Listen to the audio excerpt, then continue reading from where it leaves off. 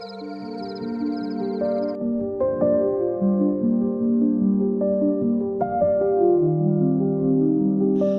back to Where Antiquity Whispers. This image is called Morning Chorus.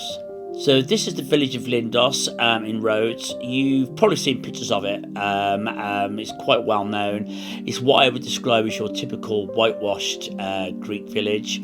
And it's beautiful. I've been there many times. I was there actually about a week ago photographing some little chapels there at dawn. And it's got very, very narrow streets.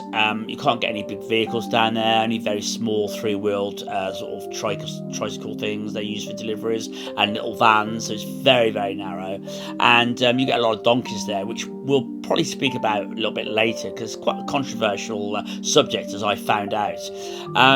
So as you come down along the coast road, you go along this sweeping bend, and this sort of scene unveils itself to you. It's very dramatic. You've got the village there, and high above it you've got the Acropolis, which is where the Temple of Athena is, and a lot of other historic buildings. And you've got St Paul's Bay on this side with the little chapel there, and you've got another natural bay this side with some boats all moored, and then in a distance you've got all these mountains, very dramatic mountains. So to me this kind of is everything that I sort of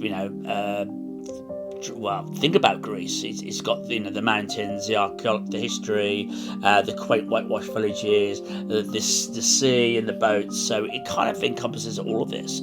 So I decided to go there at dawn one morning to photograph this scene. Now, I mentioned before, I don't like using very wide angle lenses. I prefer slightly longer lenses. This gives me a nicer compression and perspective on the scene. The only trouble is, obviously, as you sort of narrow that view down, you don't get the full vista. So what I did, or what I do, as in this case, I take lots of pictures. I do a picture there, a picture there, a picture there, and move down across the frame. And I did, like a jigsaw puzzle, I take sections of the picture to build up the whole scene, and then in post-production I assemble that together. And what this does, it means that I wanted to give equal weight to the village, the Acropolis, the boats in the ocean, and also those beautiful mountains in the distance. And by compressing the scene, it brings them all kind of together much closer. So that's what I did. That's the technical side of it. But as always, actually taking the pictures is only part of why I do this. It's all about kind of experience and having those tranquil moments and connection with the landscape and the history.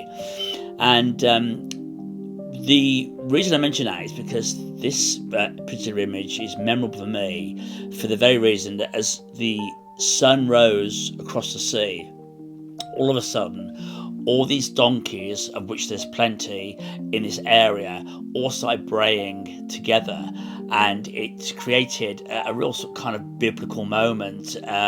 You've got all these echoing donkeys off the mountains reverberating around me, and it was just like a real magical moment while I was shooting this scene.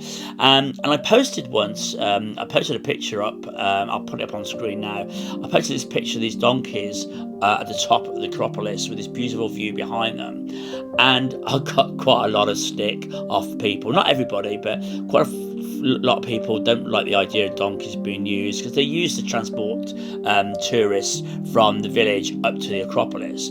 And whether you kind of agree with that or not, I've got no kind of opinion on it. I wouldn't use one. I would rather walk up.